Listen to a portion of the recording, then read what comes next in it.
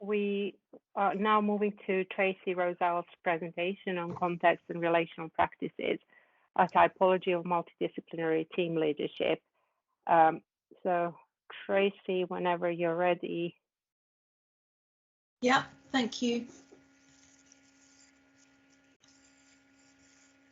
Hopefully you can see the slides. Oh, great, yes. Yeah, okay, great. Good afternoon.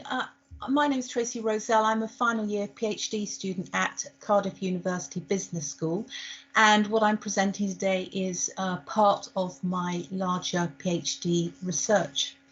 So what I'd like to talk to you today about advances understanding of the implications of contextual fragmentation of leadership practice.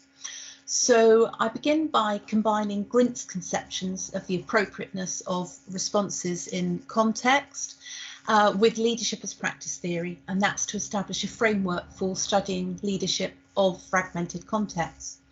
So applying the framework, I'm examining the emergence of command leadership of surgical multidisciplinary teams during the COVID-19 pandemic. And the findings from that what reveal the nature of fragmentation amongst that extreme context being studied. And also the analysis frames the trajectory of leadership practices. And what we find is this demonstrates an emergent mismatch between the relational leadership practices employed and the relational practices that are expected of leadership. And finally, I'm going to present to you a typology of 4 forms of multidisciplinary team leadership practice that are used in extreme context. So the first 3 are established and the 4th reflects emergent patterns. So the forms I'm looking at are hierarchical, collective, command and Lego. And I'd just like to clarify that I make a distinction between forms of leadership and styles of leadership. So styles might be, for example, transformational, transactional. So you might describe styles as a way of carrying out forms. So you might use a transformational style in order to carry out collective leadership, for example. Leadership as practice is not a type of leadership, not a form. It's a lens through which I'm looking at what's happening. So we've got hierarchical, collective and command, which are the established forms, and then there's Lego, which is reflected of new patterns of working which have been described by staff. They were introduced in some parts of the NHS before the pandemic started and are ongoing. And staff increasingly say they're required to be part of transient multidisciplinary team arrangements. So they'll come together for a single episode of work, such as one operation or a day's operating, and then they'll disperse. And that's a substantial move away from the way they used to work traditionally in quite stable teams. Now, I'm not suggesting that the forms I'm describing are exclusive. There appears to be fluidity in the form of leadership use, so switching from one to another. And the other point I'd like to just touch on, it relates to command. So I'm very aware that Grint has said that command is something other than a form of leadership. So in thinking about this, I took into account that quite a few other authors, such as Alison and Spicer, Fisher and Robbins, Raylin and De Zuluta, all consider command as being some form of leadership. And also in the particular context I'm looking at, the NHS have a national framework for dealing with this sort of extreme situation that we're in. And that delineates the use of command in the National Health Service. Apologies for the phone going off in the background. It's categorised as a form of leadership by the NHS. So although I hold common ground with Grint in that exercising authority and decision making are relevant processual activities and that context is not independent of human agency, I'm using a social constructionist approach, and his heuristic for identifying the difference between command and leadership doesn't align with the participants' experiences who depict command as leadership. So for the purposes of this study, I'm engaging with command as a form of leadership for this particular context. So the four types of context that I'm looking at are routine, risky, emergency and disrupted. So the last three types crop up in the extreme context literature. The fourth, routine, is describing what NHS staff do normally during day-to-day when there's not something coming up that's risky, what they call NHS working. So I put that to one side because that's not of interest for this particular point. So I'm looking at the risky, emergency and disrupted that fall within that extreme literature. So just quickly touching on what happened, there were 57 interviews carried out. 54 of those had to be virtual because of the pandemic and hospitals being closed down to non-COVID related research. And that was across 3 NHS trusts and altogether 10 hospital sites within those 3 trusts. There were also some observations of multidisciplinary team meetings. And I spoke to clinicians, so people within surgical teams, managers and executive board members. So there was a good mix of views from within and from outside of surgical teams as to what was going on with surgical team leadership. So the RED, risky, emergency, disrupted contexts are classed as being related to potential occurrence or an actual occurrence, and whether or not the incident is directly related to the core activities of the organisation. Has it arisen out of those core activities? The risky and emergency contexts relate to core activities, and there may be opportunity to prepare for the extreme event, compared to disrupted contexts which aren't related to core activities. So, for example, a volcano erupts, or in our case, there's a virus comes out that we're not expecting. And from looking at what's happening in the NHS, I found that in terms of risky contexts, the forms of leadership being used were collective and Lego in risky context, for emergency context, hierarchical and Lego, and for the disrupted context, that was command. Now, collective leadership obviously has been gathering momentum over the years. Hierarchical leadership seems to be now less acceptable, much more so than in years gone by. So use of it isn't considered sustainable. It tends to be used primarily for emergency contexts, such as if there's a problem during surgery, then you get somebody taking over, for example, the lead surgeon or the anaesthetist. But the staff expect there to be a prompt reversion to a more collective form afterwards. Command leadership is wired into the NHS processes with that specified format to be used in the policy. It's for brief periods of time normally, and it's in response to disruptive major incidents such as terrorist attacks and peaks in demands for hospital stays during the winter.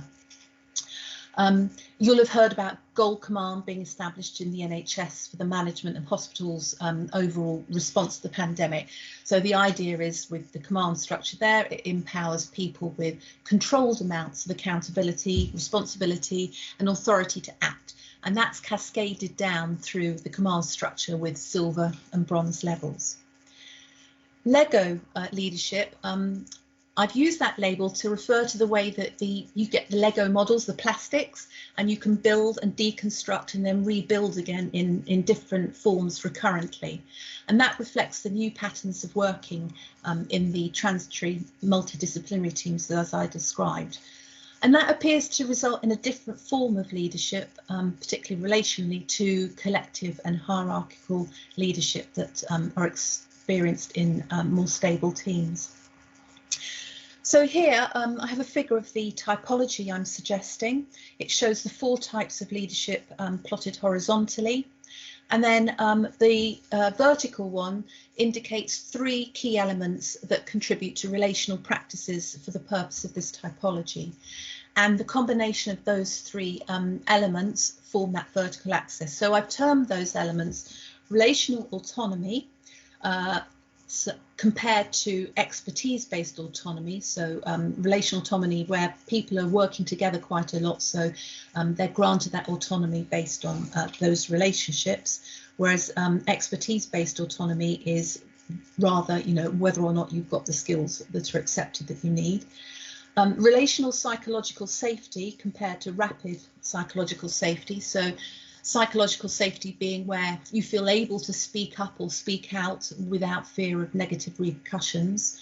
And that again built on building a relationship from working with each other for some time, to the rapid one where you have to come in and build some sort of psychological safety, build the trust, build the atmosphere in order for people to be able to speak up and out. And then relational communication is the third element compared to non-relational. So relational communication, you know each other, you have that two-way communication, discussion, compared to non-relational one, which in the data tends to be quite one-way communication. And by high-low, that terminology doesn't necessarily mean that one is good and one is bad, only that there are high or low levels in the use of them. So the fragmentation of context, what I saw was that as the situation changed, how the context was being perceived or constructive may not be co-created. So instead, there was, as Zanola and Alverson say, variation, conflict and fragmentation of the perception of what the people thought the context was that they were in. So for the pandemic, there was a fairly unified expectation at the beginning that the NHS was going to be overwhelmed at the outset, which led to the disrupted context being perceived. But that didn't happen. There wasn't that overwhelming. And rather than there being a switch in and out from one context to the next, as Hannah and Parry talk about, what I found was that there seemed to be different contexts being perceived, which were coexisting. And that's what resulted in the mismatch of expectations. And that's something that's rarely addressed in the study of collective processes. So where the staff perceive the context as risky, they'd expect high relational activities. But where there was command leadership, the accompanying lower level relational activities associated with it produced detrimental outcomes, which were described by the participants. So there's quite a lot of demoralising effects in that clash of expected practices being perceived. And that was quite a notable impact. And I haven't got a lot of time to talk about it today, but one of the reasons was because the difference in use in digital communication, for example. So it would be expected that because there was this increase in the use of digital communication, which got even greater as the pandemic hit, that there would be some top-down communication to inquire about welfare, or if people had contributions to make about what action might be taken. And in a lot of cases, that wasn't happening. That's not to say across the board, but in a lot of cases, it wasn't happening. And that led to that mismatch. So in conclusion then, this typology of multidisciplinary leadership practices presents an alternative report context. It's dependent on experiential understanding of relational leadership practices, and our participants' accounts demonstrate how leadership forms are socially constructed over time and are fluid. And they highlight how more than one context may seemingly coexist arising out of one set of circumstances, and that leads to the fragmentation of the perception of the context and consequently the appropriate form of leadership for the perceived context. Additionally, it demonstrates how emergence or sustainability of a leadership form is dependent on different levels of relational activities. And hopefully in presenting this alternative perspective, I'm contributing to the literature an account of scope and breadth of properties and the impact of different forms of leadership as suggested by Bron. Hopefully this will act as a springboard for future research to develop a better understanding in two areas in particular, I'd suggest. First, based on the analysis of the effects of changes in leadership practices during times of change in context. And finally, the second avenue I'd recommend is studying emerging leadership forms such as the Lego leadership. So what I would ask researchers to do is to focus again on what enables the ebbs and flows of leadership practices and forms amongst these different contrasting perceptions of context. Thank you. Thank you, Tracey. Thank you for this interesting presentation. I will invite our participants to either raise their hands or write their questions in the chat box. But in the meantime, let me play devil's advocate for a second and ask you to elaborate on this tension between command on one hand and leadership as practice on the other hand. And this is mostly because command would usually we would associate command with somebody giving direction. It's like, you know, in great man theory or Gramscian theory, but somebody providing that direction. Whereas leadership as practice would kind of assume a more collaborative, negotiated thing that happens between various actors. So how do you amalgamate the two? I'm not sure I totally agree with that. So leadership as practice is a way of looking at what it is that's happening in leadership. It's not one or the other. And as previous speakers have suggested, and I'm saying here, is it's not one or the other. You can have people having different forms of leadership at any time and flipping in and out, switching in and out of one or the other. There is and I think this is where I differ slightly with, which I was explaining about Grint's perspective, is it depends very much on the context. And I totally agree with you that in some contexts you have the barking of orders and, you know, the old-fashioned commands. But what's envisaged in the command leadership, which is in the NHS policy, and I would say is another form of leadership, is that yes, you have to have somebody in charge. You know, there are situations where you have to have somebody in charge, but that doesn't mean to say that stops them being showing leadership. So they can still control the situation, but there's that cascading up and down that I described, where you send down packets of accountability and authority and responsibility, so that, you know, and you are demonstrating leadership. Part of the negative side, which I was talking about, the more critical side, was where that isn't happening, that cascading, and then you get people saying, where's the leadership? Why aren't they on the floor showing their faces? Why aren't we getting messages of support and inquiry about what we've got to contribute? Yeah, thank you. Thank you, Tracey. And I do agree with you that you know, command does not negate leadership, but does it problematize leadership as practice? No, I don't think, you know, leadership as practice is not a form of leadership. It's purely the lens to look through it. So it's not in conflict with leadership as practice. I'm using leadership as practice to look at command leadership and to look at hierarchical leadership to see the difference between the two, collective leadership to see it. So I don't see a tension between the lens and the form of leadership that I'm looking at. If anything, leadership as practice is of help, because it helps us to see exactly what it is that's going on. Thank you, Tracey.